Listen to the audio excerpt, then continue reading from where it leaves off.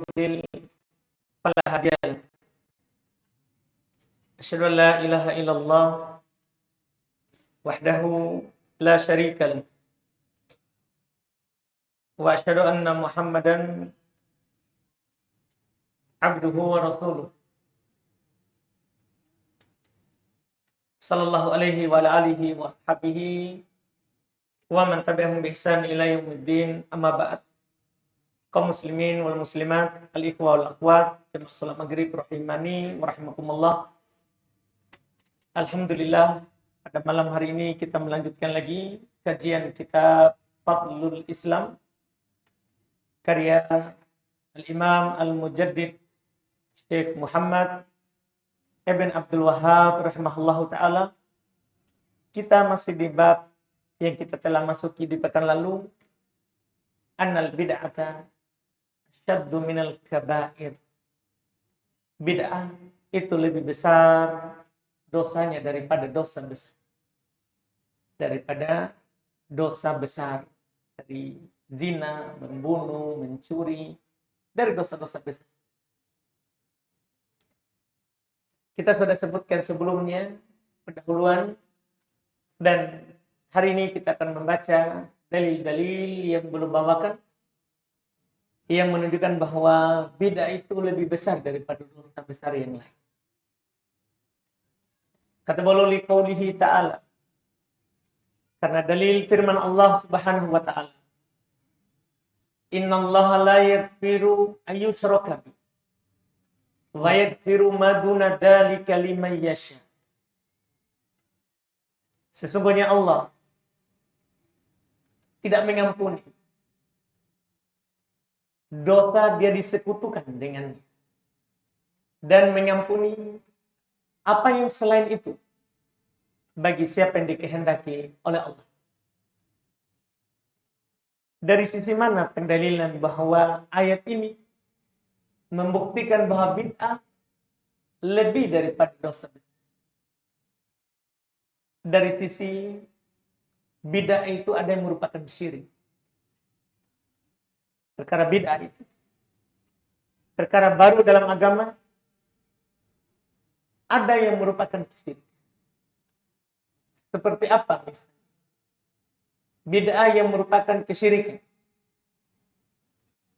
Dan bentuknya bagaimana? Diterangkan oleh Syekh Shalih Al-Fauzan, beliau berkata, al-bid'atu qad takunu syirkan. Bid'ah itu terkadang ada yang merupakan bentuk syirik. Wa qad takunu duna dzalik. Kadang bid'ah itu tidak sampai ke batasan syirik. Wahai aqsam, kalau begitu bid'ah itu terbagi. Minha bid'atun syirkiyatun tukhriju minad din. Di antaranya ada bid'ah orang adakan dalam agama ini merupakan kesyirikan dan mengeluarkan dari agama. Contoh, kadu'a ighairillah. Ini bid'ah. Seperti kalau ada orang berdoa kepada selain Allah. Ini kan bid'ah. Kenapa? Kembali ke definisi bid'ah. Bid'ah itu melakukan sesuatu yang tidak ada dasarnya dalam syariat. Tidak ada dalil Quran, tidak ada dalil sunnah Nabi Sallallahu Alaihi Wasallam. Sekarang kita perhatikan doa selain Allah. Orang berdoa di kuburan, meminta kepada penghuni kubur. Orang berdoa di pohon, sungai, laut. Apakah ada perintah Allah? Tidak. Malah melawannya. Allah berkata, wa qala rabbukum ud'uni astajib lakum. Rabb kalian berkata, berdoalah kepadaku, saya akan kabulkan. Berdoalah kepadaku, saya akan kabulkan. Jadi malah perintahnya doa kepada Allah, Allah akan kabulkan. Tidak ada satu ayat atau satu hadis yang mengajak kita untuk berdoa kepada selain Allah. Bahkan orang-orang musyrikin yang diperangi oleh Rasulullah itu berdoa kepada kubur. meminta syafaat kepada penghuni kubur. Dan mereka beralasan, kami tidak meminta kepada mereka, cuma mereka jadi pengantar kami. Rasulullah pernah. Itu nyata. Itu adalah kenyataan. Iya. Nabi memerangi mereka. Berarti itu bukan bagian dari syariat. Maka inilah sisi bid'ah lebih besar daripada dosa. Karena dia adalah merupakan ada bid'ah syirik. Doa pada selain Allah. Ini contoh pertama. Contoh kedua, wal istighatsatu bil amwat. Meminta pertolongan, meminta perlindungan kepada mayat. Wadzabh lil kubur, menyembelih di kuburan, menyembelih, mengalirkan darah. Menyembelih diperintahkan hanya untuk Allah. Hanya untuk Allah. Kata Allah Subhanahu wa taala kepada Nabi Muhammad, supaya Allah supaya disampaikan kepada umat. Kul, kata Allah, katakan Muhammad, sampaikan kepada umat. Inna sholati wa nusuki wa mahyaya wa mamati lillahi rabbil alamin la syarika. Katakan kepada Muhammad, sampaikan, sungguh salat, sembelihan, hidupku dan matiku hanya untuk Allah Rabb alam semesta, tidak ada sekutu bagi. Ada orang pergi sekutukan Allah. Bid'ah. Bid'ahnya syirik. Karena menyembelih untuk selain Allah. Di samping dia dosa yang dilaknat, syirik. Karena Nabi SAW bersabda, la'nallah man dzabaha li ghairillah. Allah melaknat orang yang menyembelih untuk selain Allah. Dilaknat. Pelakunya. Dan itu syirik. Itu adalah syirik. Dan kalau itu adalah syirik, kata beliau setelahnya, fahadhihi bid'atun syirkiyah. Ini adalah bid'ah bentuknya syirik. Jadi bid'ah syirik. La yaghfiruhallahu illa bittaubah. Allah tidak akan mengampuni kecuali dengan tobat. Fa idza matal insan 'alaiha fa huwa mukhalladun finnar. Apabila ada seorang meninggal di atasnya, kekal di neraka. Innallaha la yaghfiru ayyushraka bih. Allah tidak mengampuni dosa kalau dia disekutukan jika meninggal di atasnya. Sementara zina, membunuh, merampok, kalau ada orang meninggal di atasnya, tal masyiah, di bawah kehendak Allah.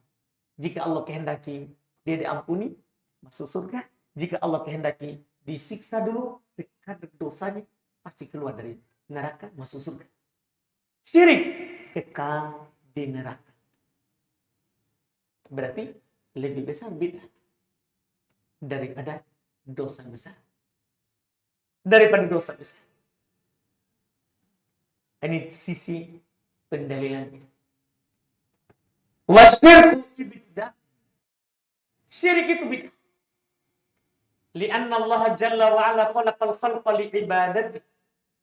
Fa idza 'abadu ma'ahu ghairahu faqad ahdatsu fi dinillahi ma laysa minhu. Kenapa syirik adalah bid'ah? Karena Allah menciptakan kita untuk beribadah kepadanya. Ketika kita beribadah kepada selain Allah, bid'ah kita lakukan. Iya, bid'ah kita lakukan. Dan kalau mereka beribadah bersama Allah selain Allah, mereka telah melakukan perkara baru dalam agama Allah, apa yang tidak diajarkan. Fahada a'zamul bid'ah wasyirku a'zamul bid'ah wal iyadu billah. Ini adalah bid'ah yang paling tinggi. Syirik bid'ah yang paling tinggi. Ini sisinya. Dalil kedua.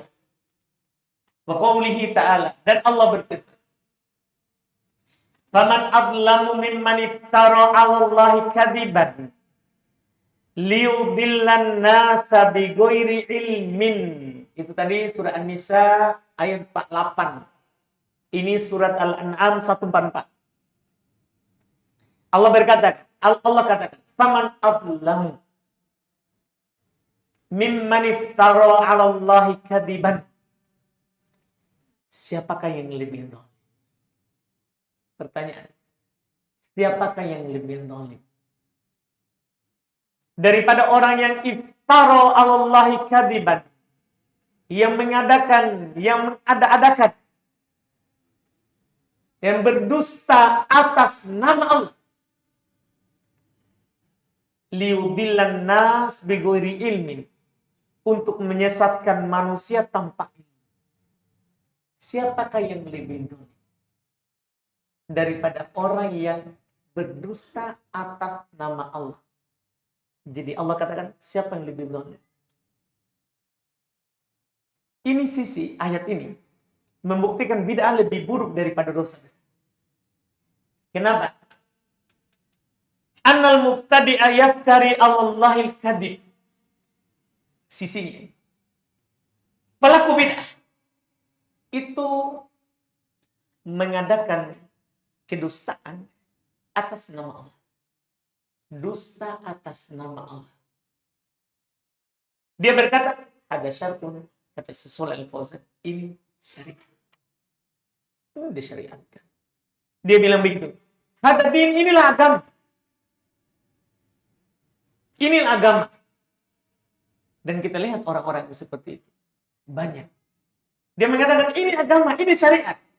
Kalau ada yang mengatakan bid'ah, dia akan marah, mengatakan bahwa itu sesat, hati-hati itu Wahabi, hati-hati itu Salafi.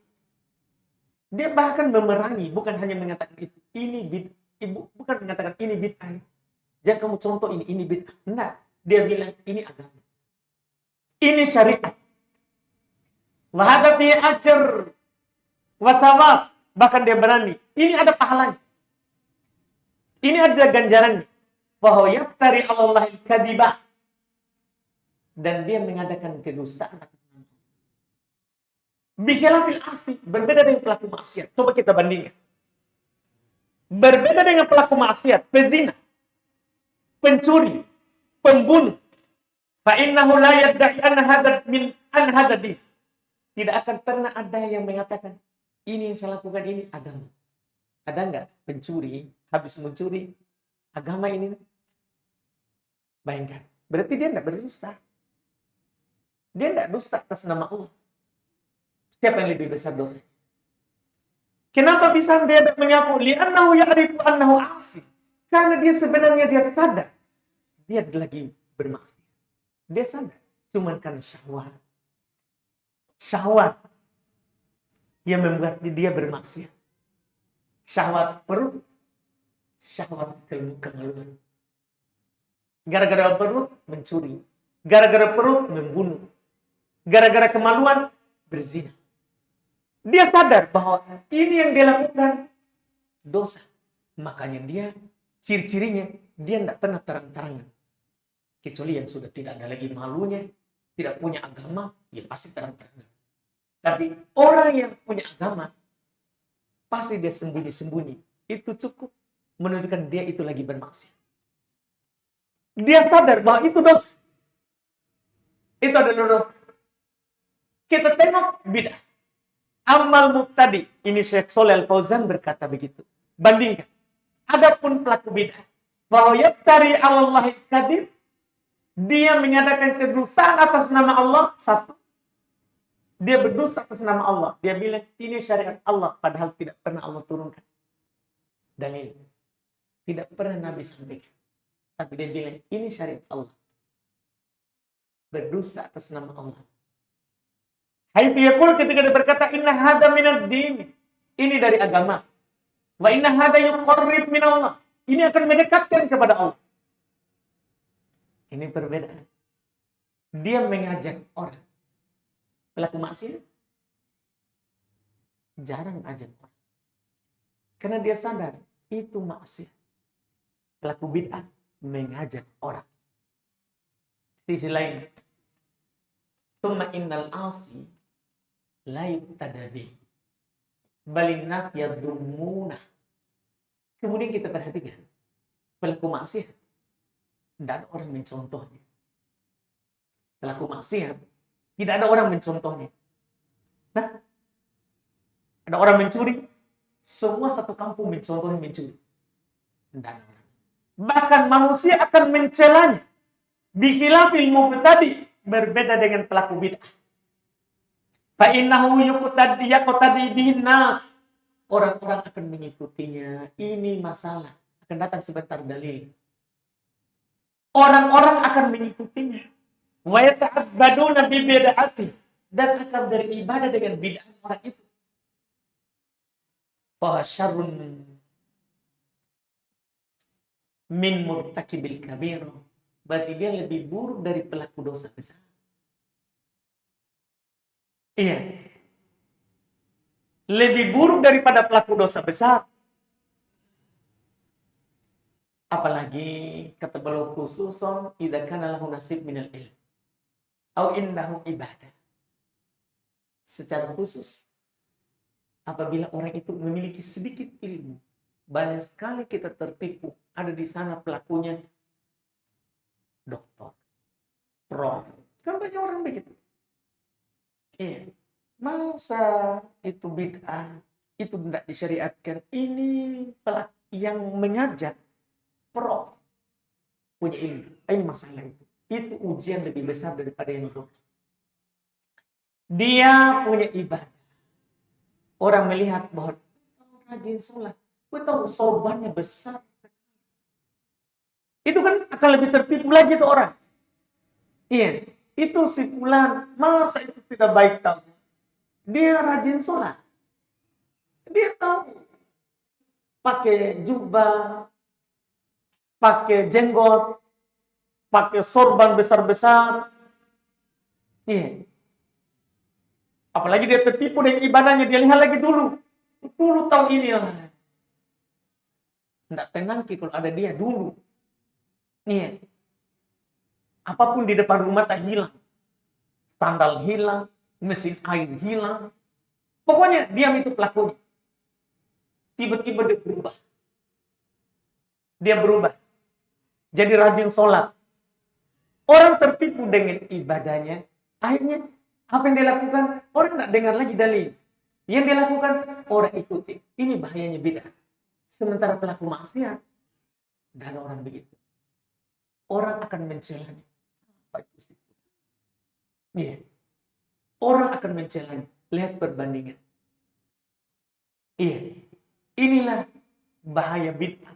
Lebih daripada dosa besar. Lebih daripada dosa besar. Tertipu orang dengan. Fannasu yaktaruna bihi wa yaqtaduna bihi fi bid'ah. Orang-orang akan tertipu dengan. Kata Syaikhul Fauzan, ini kenyataan. Kita lah bisa melihat sendiri. Cuman ini belum ingatkan, belum buka pikiran kita bahwa bid'ah itu lebih parah daripada dosa besar. Manusia akan tertipu dengannya. Wa yaqtaduna bihi fi bid'ah, dan akan mencontoh dia dalam bid'ahnya. Banyak sekali orang kalau kita katakan ini maulid bid'ah. Ustaz sana bilang tidak, Ji. Bahkan begitu orang. Begitu orang. Syekh Fulan bilang begini. Kalau kita katakan itu bid'ah, dia akan berdalil dengan orang yang mengajak kepada bid'ah. Ini masalah. Bikhilafiz zani wa syaribil khamr. Berbeda dengan pezina. Dan orang, kenapa kamu melakukan itu zina? Ada sepulan zina. Tidak ada itu. Tidak ada itu. Orang akan malu jadi contoh dalam zina.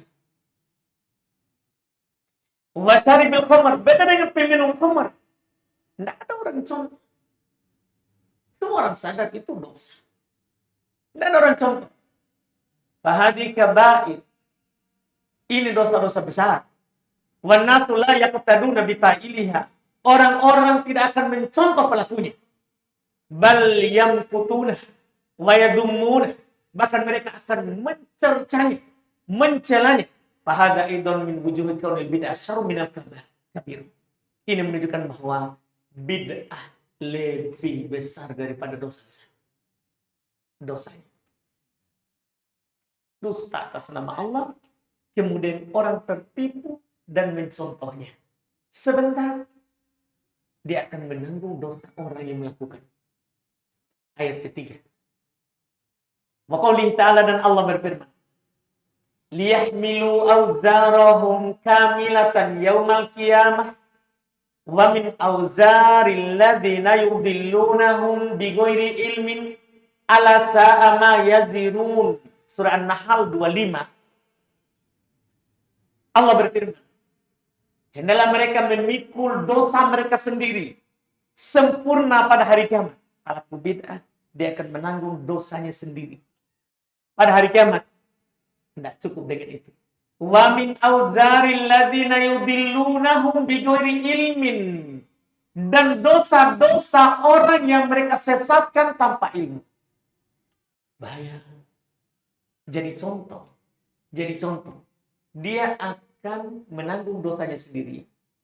Kemudian ada orang yang ikut, dosanya juga dia tanggung. Beda pelaku maksiat. Dosanya hanya dia tanggung sendiri, terus tidak ada orang contoh. Tidak ada orang mencontohnya. Sehingga tidak ada dosa orang lain yang dia tanggung. Sementara pelaku bid'ah, apalagi itu pelaku bid'ahnya mengajak. Oh, itu masalah.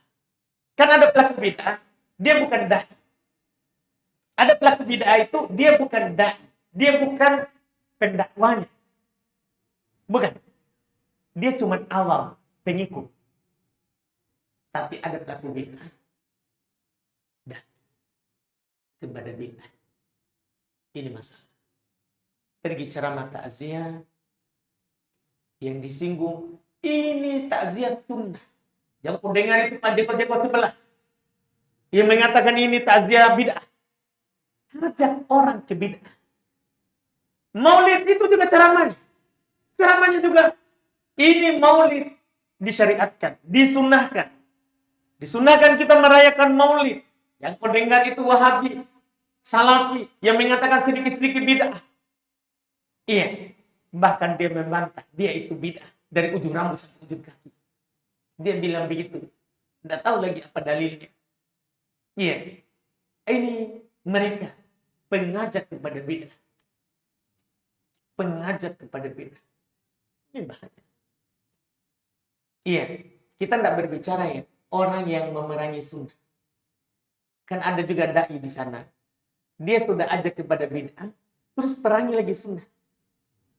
Ada kan juga begitu. Ini sudah berkali lipat. Ini sudah lebih. Kan ada modelnya, mengajak pada bid'ah saja. Tidak memerangi sunnah. Tidak. Tapi ada pengajak bid'ah, mengajak kepada bid'ah dan memerangi sunnah. Oh, ini lebih bahaya. Ini di samping dia bid'ah, berarti dia memusuhi Allah dan Rasulnya. Ini tidak akan pernah mulia. Kalau ada orang seperti itu, nggak usah sibuk-sibuk bantah. Pasti dia akan hina. Tunggu saja, itu hanya umurnya, hanya berapa bulan, berapa tahun, pasti dia akan hilang. Dengan sendiri. Karena orang yang memerangi sunnah, pasti akan dihinakan. Fokus saja ajarkan sunnah kepada orang. Jangan sibuk membantah orang itu. Nggak usah. Karena pasti dia akan dihinakan. Innal ladzina yuhadduna Allah wa rasulahu kubitu kama kubital ladzina min qabli. Orang yang memusuhi Allah dan Rasulnya akan disiksa, dibinasakan, seperti dibinasakan orang-orang sebelum mereka. Itu pasti hilang. Pasti hilang. Juga Allah berfirman, innal ladzina yuhadduna Allah wa rasulahu ulaika fil adallin. Orang-orang yang memusuhi Allah dan Rasulnya, mereka itu akan berada dalam kehinaan. Tidak pernah itu orang mengajak kepada bid'ah dan memerangi sunnah hidup mulia. Tidak akan pernah. Itu sudah masa ke masa. Ahli bid'ah mati yang hidup dan disebut namanya ahli sunnah.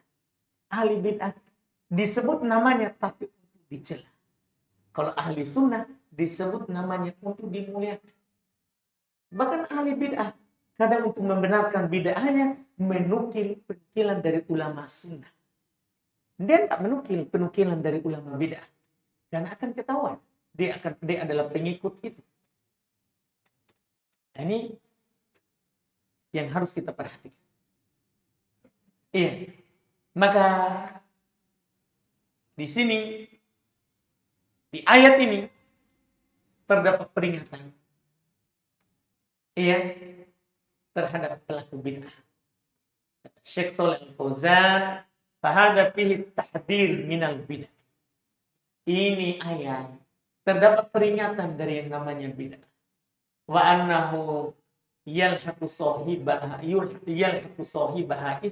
kabirun. Bahwasanya dosa besar akan ikut terhadap pelakunya. Min akbar min ithmihi fi nafsi. Lebih besar dari dosanya dalam dirinya sendiri, dosa besar yang lain. Bal kullu man amila bihadhil bid'ah fa innahu yalhaqu sahibahal awwal ithmu man amila biha. Bahkan setiap orang mengamalkan bid'ah itu akan ikut kepada yang memunculkan bid'ah itu pertama. Jadi tahun berapa itu bid'ah dimunculkan, maka disitulah mulai siapapun mengamalkannya akan ikut dosanya kepada pelaku bid'ah yang pertama. Lihat saja begini. Pelaku pembunuhan pertama, anaknya ada. Maka dikatakan oleh Allah Subhanahu wa taala lewat Nabi Muhammad sallallahu alaihi wasallam dalam hadits Bukhari Muslim, "Ma qutilat nafsun dzulman illa kana 'ala bani Adam al-awwal kiflun min damiha." Tidak ada satu jiwa yang dibunuh karena kedoliman dan permusuhan kecuali anaknya Adam yang pertama sekali melakukan pembunuhan terhadap saudaranya, dia mendapatkan dosa itu. Karena dia pelaku apa? Dia contoh pertama dalam pembunuhan. Ini dalam dosa yang orang-orang sadar kalau itu tak boleh, itu dosa. Bagaimana lagi kalau bid'ah yang orang tidak sadar kalau itu salah.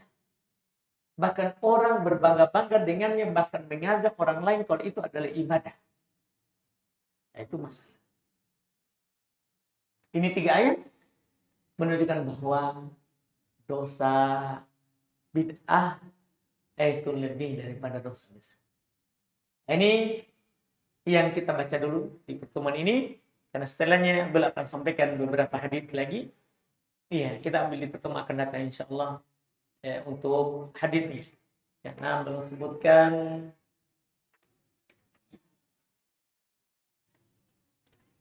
tiga hadis dalam ini, kita ambil lagi nanti 3 hadis itu. Tadi 3 ayat, nanti 3 hadis. Kita masuk di tanya jawab.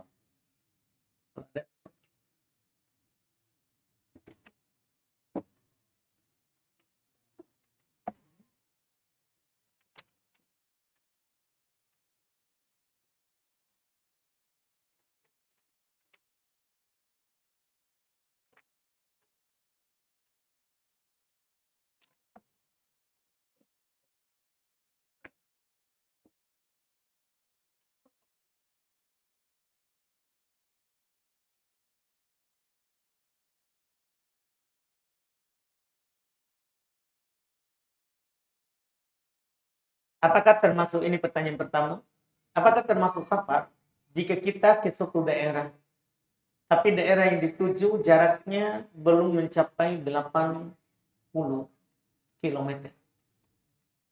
Kalau belum mencapai 80 km, diperselisihkan apakah itu masuk safar atau tidak. Diperselisihkan. Kalau di atas 75 kilo, safar. Dalam semua pendapat. Tapi kalau di bawah itu apakah safar atau tidak? Maka berselisih pendapat. Ada mengatakan tidak, belum dikatakan safar, ya karena belum sehari semalam perjalanan, ya atau belum 3 hari 3 malam perjalanan. Ulama lain juga mengatakan, iya itu sudah masuk. Karena tidak ada dalil yang langsung jelas mengatakan tentang jarak safar. Sehingga itu kembali ke kebiasaan masyarakat. Kalau masyarakat mengatakan ke situ safar, masuk hukum. Masuk hukum. Kalau masyarakat bilang ke situ bukan safar, maka tidak masuk hukum. Jadi walaupun di bawah 80 km, kalau masyarakat ke situ keluar daerah, saya safar dulu. Kalau dia bilang saya safar dulu ke Pangkep, saya safar dulu ke Takala, walaupun belum 80 km, sudah masuk. Dan ini yang dikuatkan oleh Syekhul Islam, Ibnu Taimiyah, Ibnu Qayyim, Syekh Ibnu Utsaimin, Syekh Al-Albani, rahimahullah, Syekh Mukbil menguatkan itu. Menguatkan itu. Dalam safar kembali kepada kebiasaan. Kembali kepada kebiasaan masyarakat. Wallahu a'lam.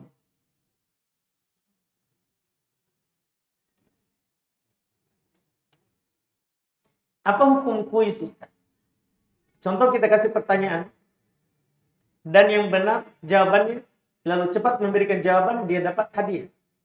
Kalau kuis mubah, kalau hadiahnya juga mubah, tidak ada masalah. Iya. Bismillah, saya sering posting repost faedah dari ustadz dan nasihat. Tapi sebagian dari penuntut ilmu lain menganggap saya hasad. Karena sering posting nasihat yang tidak sesuai hawa nafsunya. Pertanyaan saya, apakah benar ciri atau tanda orang hasad itu sering posting faedah dan nasihat ustadz? Lalu bagaimana sikap kita selanjutnya? Anda perlu pedulikan orang. Yang penting kita, ya, kebiasaan kita adalah memposting faedah, dan faedah kita tidak harus sesuai dengan momen. Ada orang lagi hasad, kita posting hasad. Ada orang tidak bayar utang, kita posting hadis tentang tidak bayar utang. Itu masalah memang. Iya, tapi kita memang dapat faedah, posting, apapun itu faedahnya, iya. Maka ada orang hasad, atau ada orang tuduh kita hasad, tidak usah dipedulikan. Iya, karena iya, namanya orang melakukan kebaikan, pasti ada yang memuji dan ada yang mencela. Ada orang menyebarkan kebaikan, ada yang memuji, ada yang mencela. Ada yang mencela. Itu pastikan itu. Ujian bagi kita, sabar saja. Kalau ada yang suka, alhamdulillah. Kalau ada yang tidak suka, maka alhamdulillah juga ala kulli hal. Doakan saja dia hidayah dan tidak usah pikirkan perasaannya. Tidak perlu kita pikirkan perasaannya orang.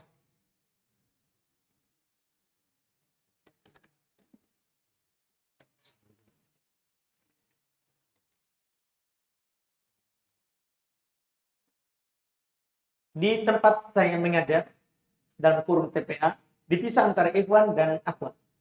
Tapi kadang ada santriwati yang berusia kelas 1 atau kelas 2 SD yang mendatangi saya untuk salim.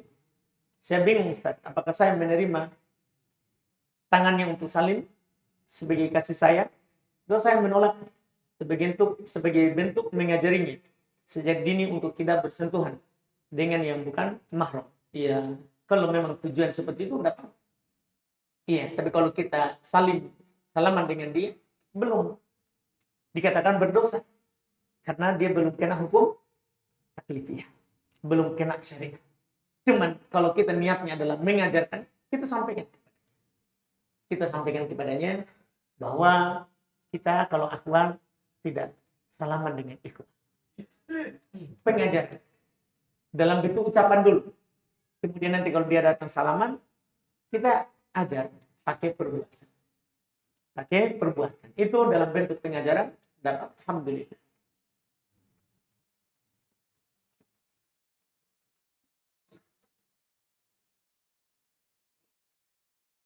Bismillah, kakak saya pernah menceritakan kepada saya ketika melaksanakan haji, katanya dia melihat Nabi Khidir dan Nabi Muhammad SAW. Bagaimana Ustaz. Pertama, Nabi Khidir tidak mungkin. Nabi Khidir sudah wafat. Sudah wafat. Tidak ada lagi yang hidup. Tidak ada lagi Nabi Khidir yang hidup. Usianya sudah berapa tahun? Iya kan? Sudah berapa tahun? Kalau begitu. Karena Nabi Khidir itu adalah di semasa dengan Musa. Sekarang kita sudah 2024. Itu kelahiran Isa. Sudah berapa? Umat, kalau begitu dia umat Nabi. Nah, manusia yang berada dalam umat Nabi itu jarang melebihi 100. Sekarang Nabi Khidir sudah berapa? Iya. Tidak ada lagi Nabi Khidir, sudah tidak ada. Jadi kalau itu kita lihat, ya, setan. Data menipu kita. Kemudian Nabi Muhammad. Dan juga perlu kita tanya ini. Saat tidur atau saat sadar? Kalau saat sadar, tidak mungkin. Kalau kita melihat Nabi Muhammad saat sadar, tidak akan mungkin. Karena Nabi Muhammad di alam barzah. Tapi kalau saat tidur, mungkin. Karena Nabi SAW dalam hadits Muslim, man ro'ani faka'anna ro'ani fil yaqظah. Siapa yang bermimpi melihatku, maka seakan-akan dia melihatku dalam keadaan sadar. Jadi siapa yang melihat mimpi lihat Nabi, betul. Dia lihat Nabi. Tapi dalam mimpi, adapun dalam alam nyata, tidak mungkin. Tidak mungkin lagi, karena kita sudah beda alam. Kecuali kita mati sama alam, mungkin. Iya. Adapun masih kita hidup, Nabi sudah meninggal, tidak. Tolong nasihat Ustaz untuk orang-orang yang senang menyinggung lewat media sosial. Iya, ini tidak boleh. Tidak boleh kita mau menyampaikan nasihat untuk menyinggung orang. Tidak boleh. Iya, nasihat itu disampaikan karena kita suka sama orang itu. Kita ingin dia mendapatkan kebaikan. Bukan untuk menyinggungnya. Bukan untuk menyinggungnya. Iya, sampaikan saja kebaikan. Yang tidak perlu kita menyinggung orang. Izin bertanya Ustaz di luar tema, apakah doa Siti Maryam? Siti ya? Iya. Agar persalinannya lancar adalah doa yang sahih untuk dibaca saat proses persalinan? Dan apakah seorang ibu hamil boleh melakukan sholat duduk karena khawatir perutnya tertekan dan kandungannya, dan kadang ada keluhan-keluhan pegal di bagian kaki atau pinggang? Masalah doa dalam doanya Maryam, ya, tidak ada dibaca khusus, tidak ada diperuntukkan khusus untuk ibu hamil atau melahirkan. Tidak dinukil dari Nabi dan para sahabat bahwa doanya Maryam dibaca di saat melahirkan. Tidak ada itu. Iya, tidak ada arahannya ke situ. Itu cuma menceritakan. Iya, di dalam surat itu Maryam cuma menceritakan bagaimana Maryam mengandung dan melahirkan. Bagaimana dia mengandung dan melahirkan. Bukan, tidak ada dibilang doa itu disunahkan untuk kita baca saat melahirkan. Kemudian bolehkah melakukan sholat duduk tadi untuk ibu hamil? Boleh. Kalau dia punya udzur. Jelas kata Nabi SAW, sholli qa'iman, sholatlah dalam keadaan berdiri. Fa'ilam tastati, kalau tidak mampu, fa'ala jambi, fa'qa'idan, maka boleh duduk. Fa'ilam tastati, kalau tidak mampu, maka kata Nabi, fa'ala jambi, maka berbaring. Kalau berat bagi kita untuk berdiri, duduk. Kalau berat duduk, berbaring. Berbaring. Iya, itu yang dikatakan oleh Nabi SAW dalam hadits Imran bin Husain dari riwayat Imam Al-Bukhari rahimahullahu ta'ala.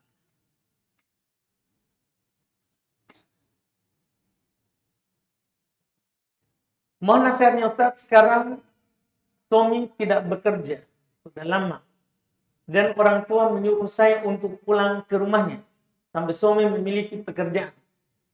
Apalagi saya masih numpang di rumah mertua dan memiliki anak 3, Ustaz. Iya. Kalau dia tidak bekerja dan tidak menafkahi keluarganya, dia berdosa. Tidak boleh dilakukan. Iya. Cari pekerjaan. Para sahabat dulu, mereka suka beramal mereka suka makan dengan amalan tangannya.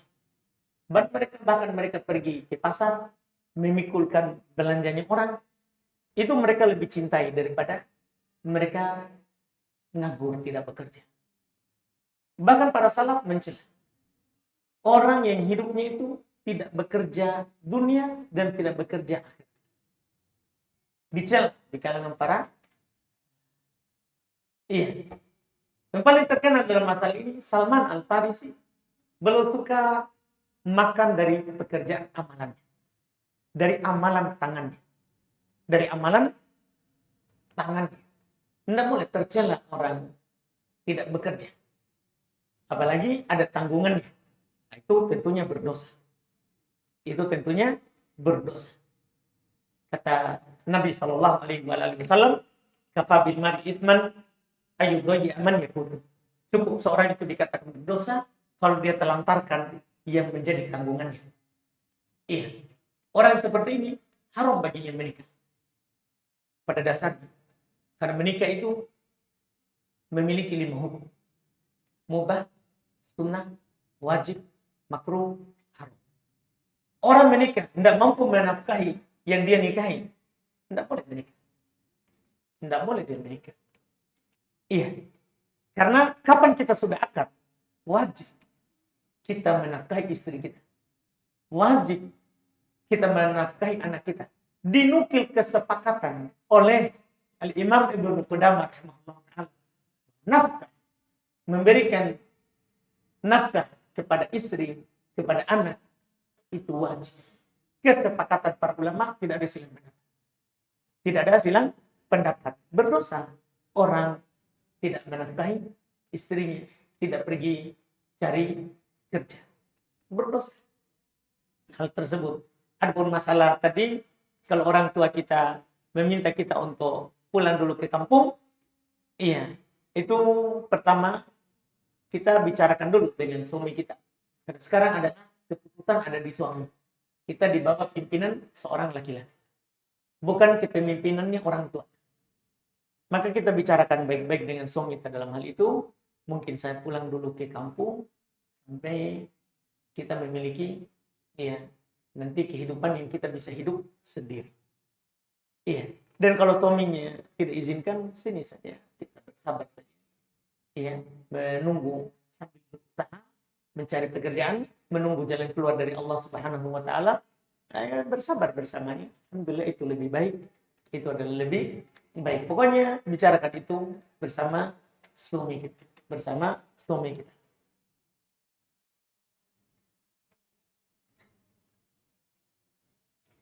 Bagaimana hukumnya?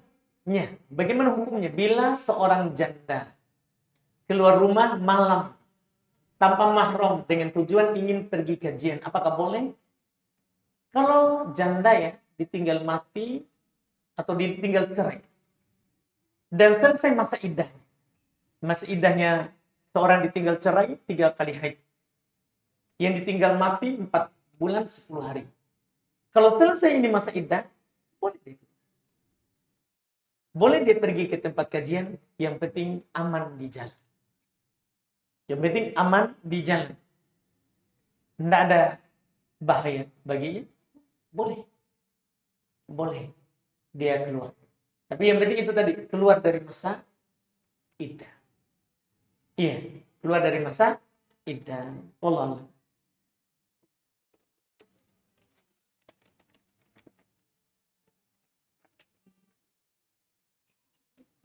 Apakah seorang istri berdosa jika menolak ikut kajian bersama suami karena alasan capek seharian bekerja di luar dan membuat sang suami marah dan kadang mengeluarkan kata-kata yang kasar dan membuat istri sakit hati? Iya. Kalau dibilang berdosa, dilihat dari bentuk ilmunya itu dulu.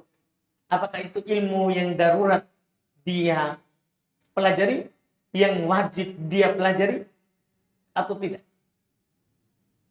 Itu dulu. Terus dilihat juga apakah suaminya bisa mengajarkan ilmu itu kepadanya atau tidak. Karena kewajiban mengajarkan istri itu adalah kewajibannya suami. Kalau dia tidak mampu ajarkan, baru dia ajar. Pengajian di orang yang mampu mengajarkan ilmu. Jadi asalnya kewajiban mengajarkan istri suami.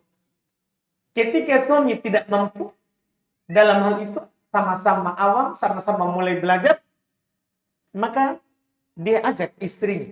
Tunaikan haknya untuk mengajarkannya dengan cara mengajaknya ke tempat taklim.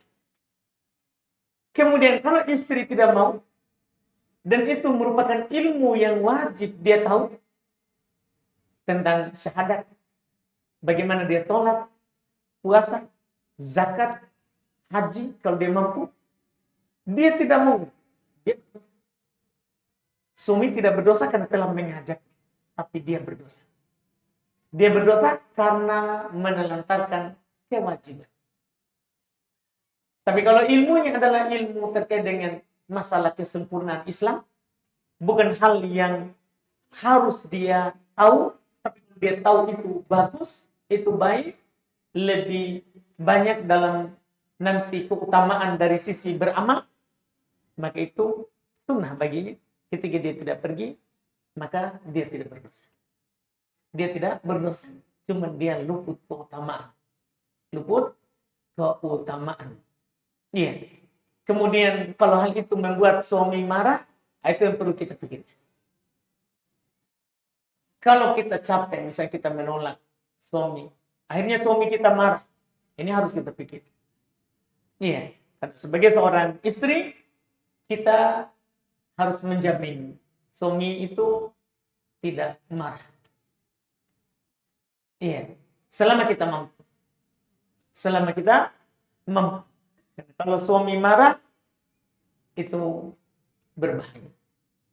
Karena hak suami terhadap istri itu besar. Bahkan kata Nabi, "Lau kuntu amir imra'an ayasjuda limri'in la amartul mar'ata an tasjuda li zawjiha." Seandainya saya dibolehkan untuk menyuruh seorang untuk sujud kepada orang lain, sujud ke sesama makhluk.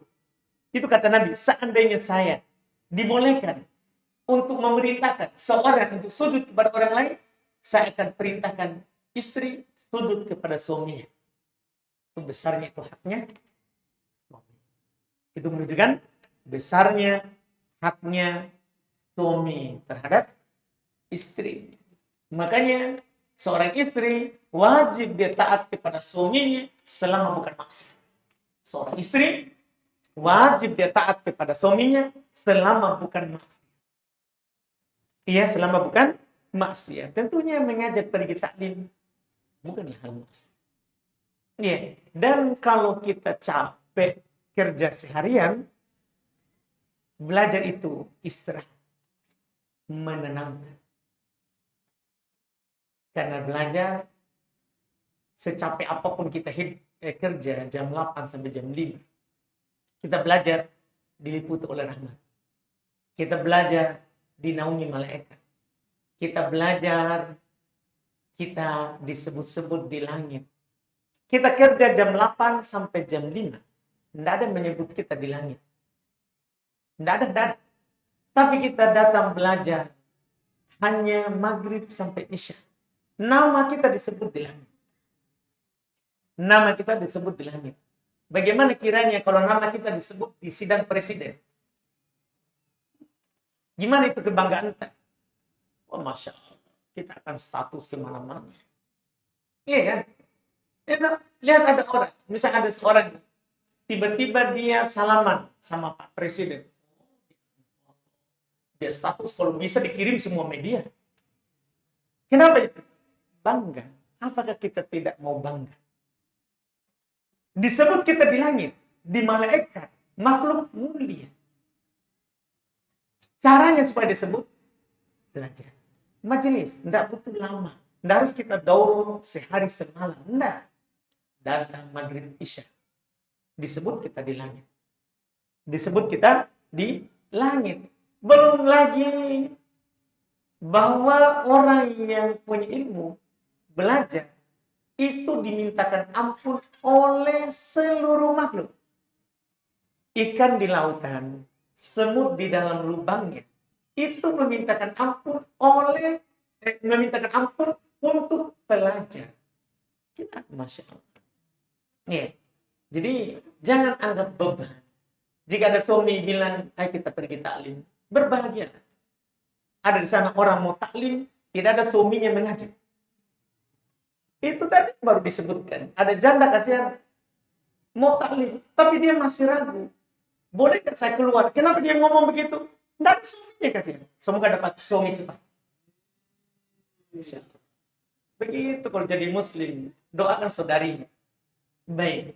Jadi seperti itu. Bayangkan, kita alhamdulillah ada somita, ajak taklim. Wah, langsung cium gitu somita. Ayo Mi. Mau jalan kaki atau naik onta, jalan. Tidak ada masalah, berbahagialah. Ada suami mengajak taklim. Harus kita berbahagia itu.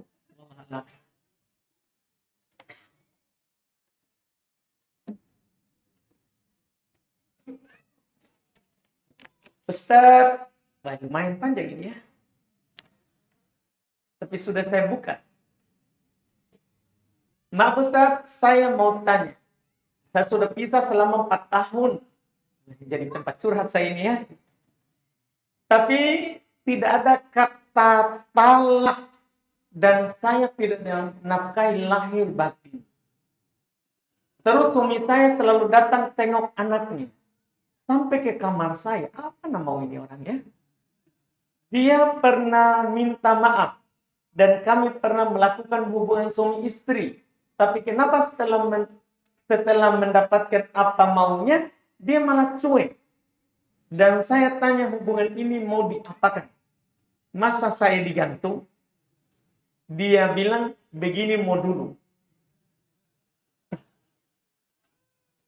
Saya hanya membaca. Saya pusing. Mau ajukan talak, tidak ada uang. Saya suruh dia, pengadilan dia bilang, terserah dari kamu. Iya, ini diistilahkan dalam istilah fikih, al-mar'atu al-mu'allaqah. Dibahas di fikih. Ini pertanyaan ini dibahas di fikih. Ini disebut dengan perempuan yang mu'allaqah. Perempuan yang digantung statusnya. Perempuan yang digantung statusnya. Tidak diceraikan dan tidak juga dinikahi, didatangi, dikasih nafkah lahir dan batin. Pertama, laki-laki yang seperti ini adalah disebut dengan laki-laki yang laki-laki yang buruk tingkah lakunya dengan istrinya. Laki-laki yang buruk tingkah lakunya dengan istrinya. Laki-laki yang seperti ini tidak mematuhi perintah Allah Subhanahu wa taala. Seorang laki-laki kalau memang tidak suka dengan istrinya, maka dia pilih. Allah memberikan pilihan kepadanya 2 pilihan. Tidak ada pilihan ketiga. Fa imsakun bima'ruf au tasrihun bi ihsan. Tahan dia, hiduplah bersamanya dengan baik sesuai dengan perintah Allah, wa ashiruhunna bil ma'ruf. Hiduplah bersama istrimu itu sesuai dengan yang berlaku di masyarakat kehidupan suami istri. Hidup bersama, nafkah lahir batin. Menanggung makanan, pakaian, tempat tinggal, menjamin hidupnya. Jadi ini pilihan pertama. Pilihan pertama dari Allah Subhanahu wa taala. Imsak bima'ruf. Atau kalau tidak bisa, Kita tidak bisa menahannya hidup bersamanya dengan baik. Pilihan kedua, tasrihun bi ihsan. Lepas, ceraikan dengan baik. Dua saja. Tidak ada pilihan ketiga. Siapa memilih ketiga, tidak melepas dengan baik, dan tidak hidup bersamanya dengan baik, itulah yang berdosa. Orang seperti itu berdosa. Kita sebagai istri, kalau kita belum bisa urus resminya, karena tidak ada uang, dapat minta saya cerai. Kalau dia bilang cerai, sudah jatuh talak. Dan ketika istri kita yang minta cerai, tidak halal lagi bagi suami kita itu untuk mendatangi kita. Iya. Kalau dia kasih, dia minta, ada maunya, tidak boleh. Kalau kita sudah minta cerai dan dia bilang, iya, terserah kamu, dia sudah setuju itu. Cerai secara syariat. Cuma secara pemerintah, keabsahan. Kan nanti untuk terbit surat nikah, kalau dia mau menikah lagi kan butuh surat cerai. Itu tidak ada masalah. Tidak ada masalah. Nanti bisa diurus setelah ada yang melamar. Yang penting kita sudah cerai secara syariat. Dan secara syariat cukup. Kita minta cerai dan dia bilang, iya, jatuh talak. Jatuh kulitnya. Kita sudah bebas. Kalau dia datang menjenguk anaknya, kita tidak boleh membuka wajah di hadapannya. Karena bukan lagi mahram.